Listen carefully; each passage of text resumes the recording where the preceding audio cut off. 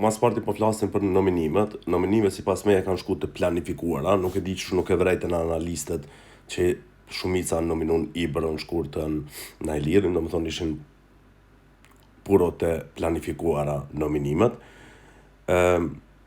Nuk mendoj që është e mirë për lojën, është e shëndetshme për lojën nëse janë të planifikuara nominimet. Nëse nuk luajnë me strategji, po veç ta nxjerrim ato që se kena në grup, dështon shumë shpejt. Tani të flasim për më të rrezikuarin, pavarësisht që Shkurta ka kriju një bezdiko gjatë madhe te publiku, nuk është në formën më të mirë të vetën, nuk mendoj që është e rrezikuar. Hygjerta mendoj që është e rrezikuar vetëm për faktin që është shpallë pa preferuar nga publikut.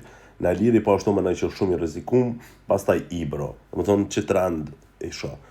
Potencialisht ka me dal Ibro, po unë e shoh që trend të rrezikuar. Albën edhe Shkurtën isha shumë pak të rrezikuara për me u eliminu.